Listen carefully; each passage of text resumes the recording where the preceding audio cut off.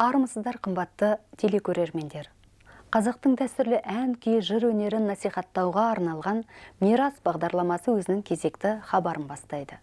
Бүгінгі біздің студиямыздың қонағы бірнеше республикалық әншілер байқауының жүлдегері әнші Санат Исаев. Қош келдіңіз, Санат, біздің студиямызға. Әрбір әнші өзінің өнерге келген қадамын балалық күннен бастайды. Сіздің осы дәстүрлі әншілік өнерге келген қадамыңыз қай уақыттан бері басталды? Біздің осы Жетісу өңірінде ешкім талас жоқ шығар. Қазір Айымбек ауданында бір ерекше өзінің бір Жетісу мектебінің ішіндегі бір ерекше сол жерде қаланған қазір әншілер бар. Дәстүрлі әншілер, өздеріңіз білесіздер. Рамазан Стамғазиев, менің ұстазым, Тілеулес Құрманғалиев мысалы шығып жатқан тағы әншілер көп. Ауылда да қанша тамаша әншілер жүр. Бұл дәстүрлі әнді айтатын. Біздің енді бала кезімізде осы Сарбидайларды, Гүлдариға сияқты Жетісу әндерін, тамаша әндерді біз естіп өстік. Құлағымызда болды. Әкем сонымен бірге күйде тартатын еді. Әкемнің күйшілік өнері бар. Мысалы, мен осы консерваторияның қабырғасында жүргенде түсіндім. Тоқан деген күйінің менің әкем тартып отыратын күйлерін.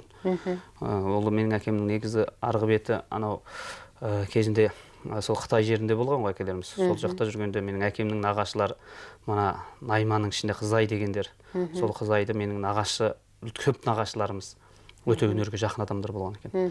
Сол кісілердің ортеке ойнатып күй тартады деп әкем осы уақытқа дейін айтады. Ортекемен осы кейін кездерде байқап жүрміз. Оны қайтадан бір дамытып жатқан сияқты, соны жаңғыртып. Сол негізі күйшілік, әншілік сол әкемнің нағашыларынан келді деп айтады бізге. Ананың сүтімен дейді ғой. Енді сол әкеміздің негізі менің шешем де жаңа айтады.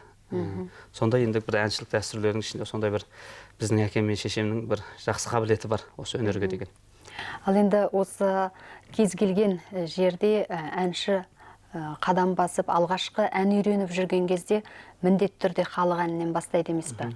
Өзіңіз осы ең алғаш ән үйретуді бастағанда халық әндерінен бастаған шығарсыз. Мен бағана сөзімде айтып кеттім. Негізі біз сол Сарбидай, Гүлдариға сияқты тамаша енді әндер көп қой, айта беретін болсаң. Сондай әндерді естіп өстік.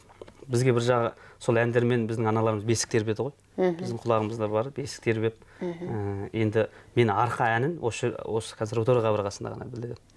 Оған дейін шындығында арқа әндерін біз көп естімегенбіз. Осы Жетісу әндерін сол Гүлдариға, Сарбидай. Енді сол бала кездеріміз естіген бір әнді сол Гүлдариға деген әндерден бастасам ба деп отырмын, бір ән айтып берсем егер. Жақсы, онда біз көрермендерге Гүлдариға деген халық әнін ұсынайық.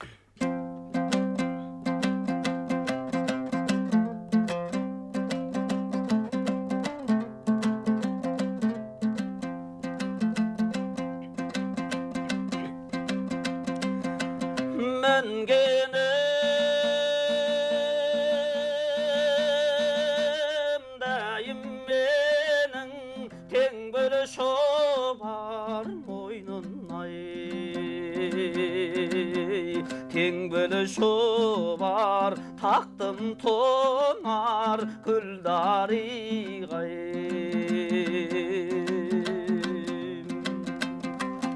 Бір көскен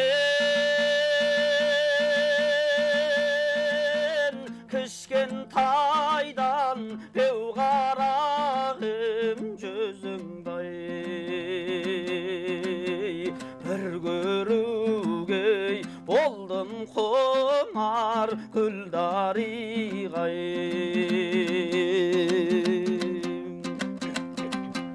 Ай хоу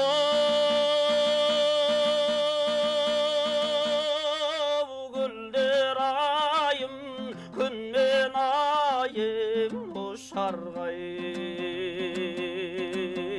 Қанатым жоқ, не қылайын Гүлдариғай.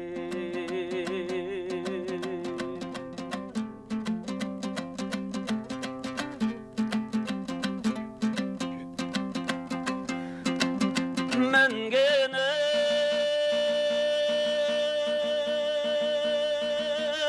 дайым менің алғара кер шайнайдай.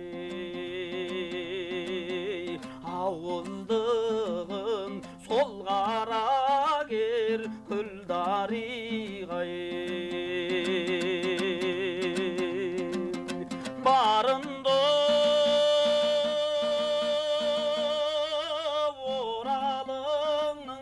иман ізде жұтадай.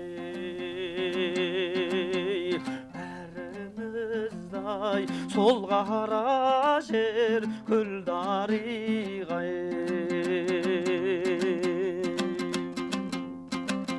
Ақау гүлдер айым, күн мен айым ұшарғай. Қанатым жоқ, не қылайын көл дариғай. Қанатым жоқ, не қылайын көл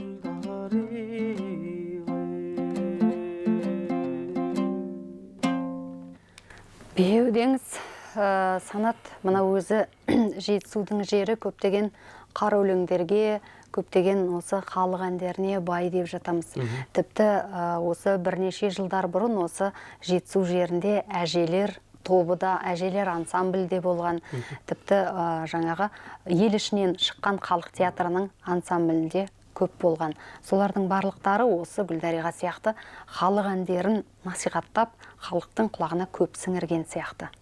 Жалпы өзіңіз сондай жетісудың жерінде халық әндерінің бәрін құлағыңызға сіңдіріп, осы консерватория қабырғасына келгенде, әсіресе осы Рамазан Стамғазиевтің арқа класына қабылданғанда, арқа әндерін қалай қабылдадыңыз?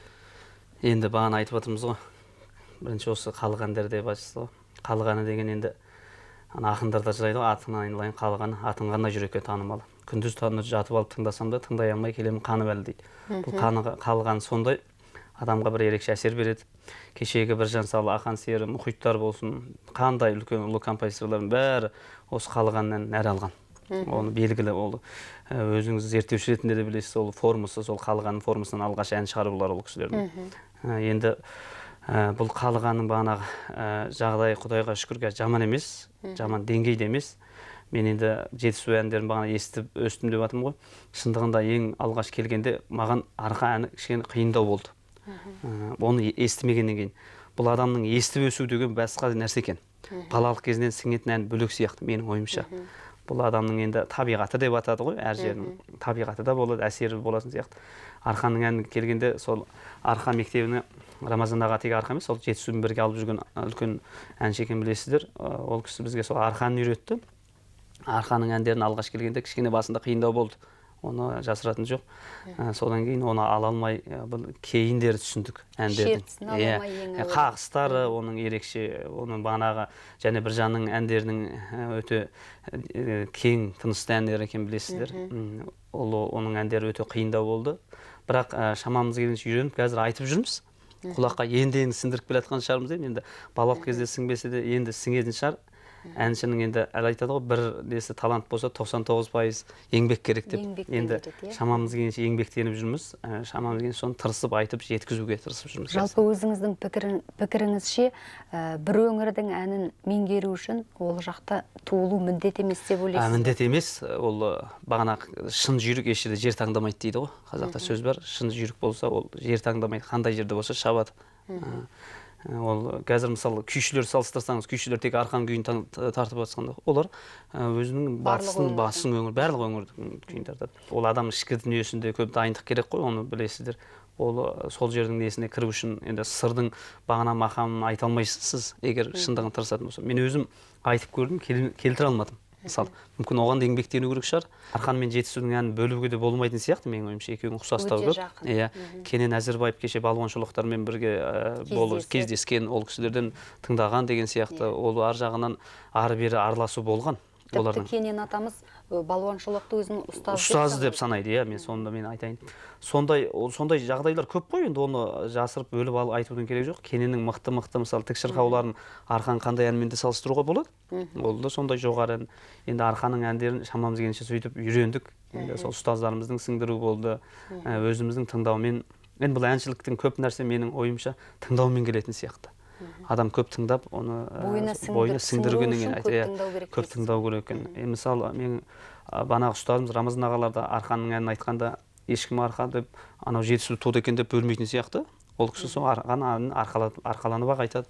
Тамаша. Ешкімнен кем емес. Аспаса кем түспейді. Ол кісінің арқаның әнін тамаша жеткізушілердің бірі болып жүр қазір таңда. Ал олай болса біз көрермендерге өзіңіздің орындауыңызда Арқаның бір әнін тыңдатсақ. Сол Арқаның енді Біржан Салдан бана айтып жатырмыз, Біржан Сал Ақан сері деп, ол кісілерді бір тоқтамай кетпесе болмайды деп ойладым. Сол Біржан Салдың сырғақтысын айтып берсем де.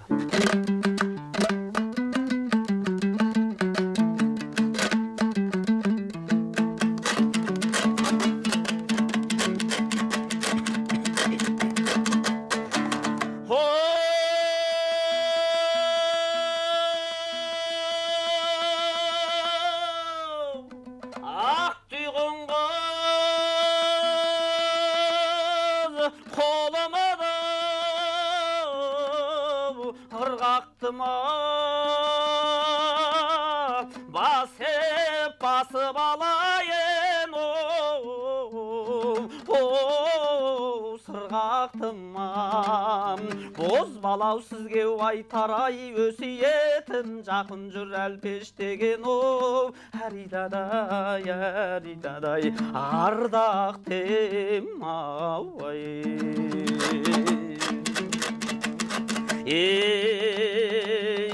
Арман-ай, арман-ай, өтеді арман шалған менен, ай.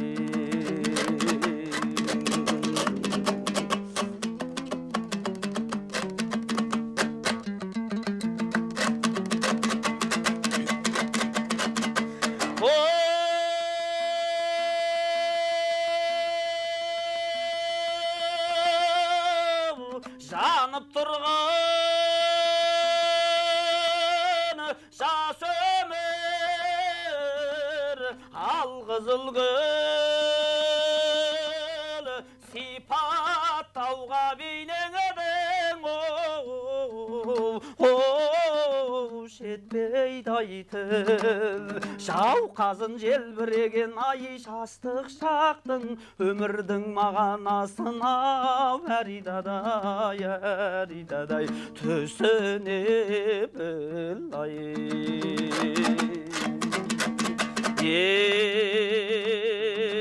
Жалған-ай, жалған-ай, өтеді жалған арман менен, ай.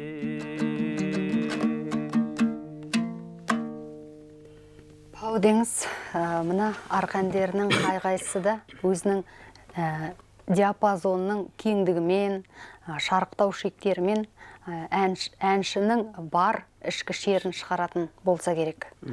Осы жалпы Арқаның әндерінің ішінде репертуарыңызда тағы қандай әндер бар? Енді шамамыз келгенше барлық әнді үйрендік қой. Үйреніп бәрін білеміз деп айтпай қой. Білеміз, бірақ бәрі құлағымызда бар.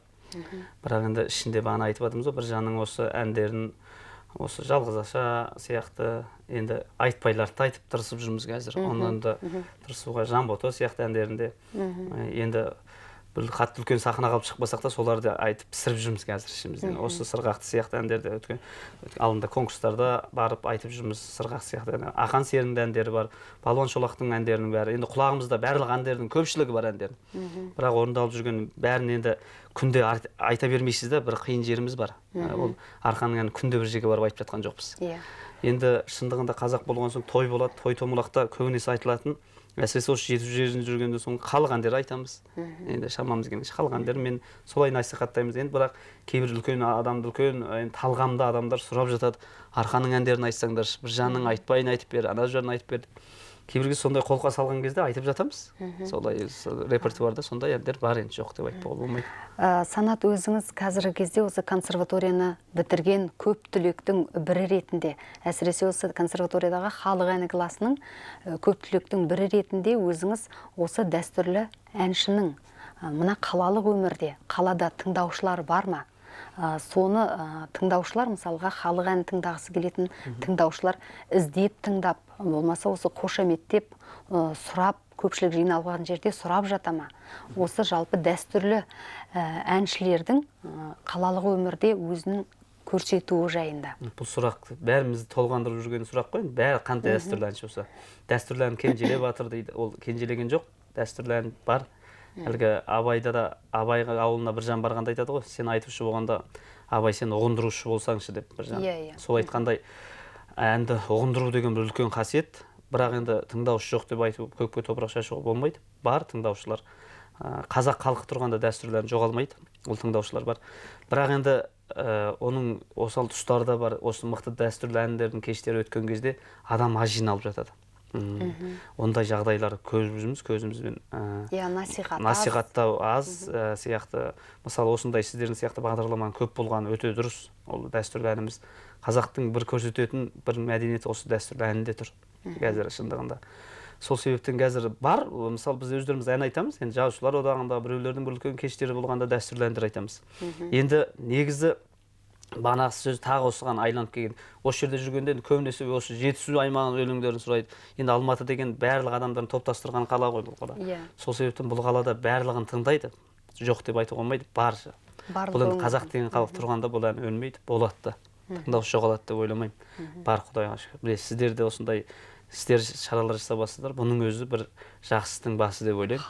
Халыққа деген бір дәстүрлі әннің насихаты. Бұдан артық енді не керек? Бұның өзі насихат қой. Енді осындай бағдарлама көп болсын. Сіздерге де рахмет. Мысалы, ел продюсерлік деген орталыққа біз үлкен алғысымызды айтуымыз керек сияқты. Дәстүрлі әндер. Ол кісілердің жылда өткізетін әндер. Кеше 1000 әннің тұсауы кесілді. Ол тарихымызда керемет. Кеше Затаевичтердің жинақтаған әндер, мысалы, білесіздер, 500 ән деп жатырмыз. Мысалы, 1000 күй шығарып жатыр. Ол мен айтамын, ол тарихта бір алтын әріптермен жазылып қалады бұл. Жалпы біздің тарихымызда бұрын болмаған нәрсе. Енді оның ішінде өзіңіз де үлес қосып жүргеніңізді біліп жатырмыз. Сіздерге де рахмет. Енді өзіңіздің де осындай еңбектеріңіз қашанда болса да осындай халқымыздың сондай жанашыр ағаларымыз көп болса екен деп тілейміз. Әсіресе дәстүрлі. Енді қазақ баласы болып туылғаннан кейін ол дәстүрлер ол әркімнің жүрегінде болады ол өлмейді деп ойлаймын. Санат, ал енді қазіргі көптеген дәстүрлі орындаушылар халық әнін бітірген деп айтайық. Мысалға, біреу арға класын бітіреді, біреу батыс класын бітіреді, бірақ барлығы бірдей талап бойынша, қазіргі талап бойынша барлық мектептердің әндерін орындап шығу керек сияқты. Өзіңізде осы консерваторияның түлегі ретінде барлық өңірдің әндерін айтып жүрсіз. Осы сіздің репертуарыңызда тағы да сыр өңірінде әні бар сияқты. Енді консерваторияның қабырғасына келгенде түсіндік, сыр елінің де өзінің енді осы сыр елінің ішінде тамаша әнді қалыптастырған Нартай. Әншілік мектеп. Ол Нартайдың өзі ерекше бір мектеп болып қалыптасты. Және оның ішінде біздің арқа жерінде де сырнаймен ән айтушы дәстүр пайда болды. Шашубайлар, Майра, Тайжан, осы солардың бірге осы Нартай. Нартайды да бағанағы Кенен атамыз сияқты бөлуге болмайтын сияқты. Арқаның әншілерімен бірге, енді былай айтқанда, қазір тілмен айтқан шекаралас қой жатқан аймақтары. Ар жағы Жезқазған болғанда, бер жағы Шиелі өңірлері болғанда, Нартайдың әні бір өте бір дәстүр, осы арқаның әндерінің бір ішіндегі бір ырғақтары бар сияқты. Мен өзім солай түсінемін негізі. Сондай бір Нартайдың бір-екі әндерін өзім репертуарыма қосып жүргім. Сол Нартайдан бір-екеу айтып берейік. Енді бұның да сырнаймен ату дәстүрі қазірде Құдайға шүкір тамаша орындап жүрген замандасымыз бар, Клара Төленбаева. Өте тамаша, қалай сырнаймен орындаған кезде кешегі Шашубайларды әндерін, осы Нартайдың әндерін бір репертуарында Майраларды елестетеміз. Оны сырнаймен айту дәстүрін енді біздерде бұрын көп естіген жоқпыз ғой, біз домбырамен естідік. Қобызды да осы кейін жаңғыртып жатыр, оны да кейін естідік. Біз енді домбырамен ән айтады екен дейтінбіз бала кезімізде шындығында. Ондай нәрселер біз естімеген едік. Кейінге осындай сырнаймен ән айту керек екен деп едім. Осы Нартайдың осы бір термелер әні маған ұнайды. Сол себептен бір репертуарыма қосқан едім бірде. Соны айтып берейік. Көрермендерге ұсынайық.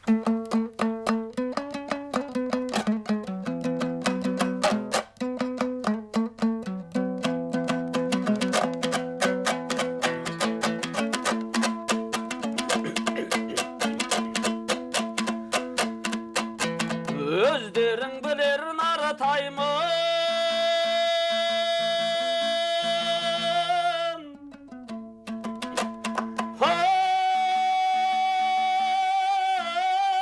нарда бір болсау қартайдың, арнасы барда өзі жоғы, баяғы боран айғайдың, тұғырдан дабыл тынбайда уақиығы Алтайдың.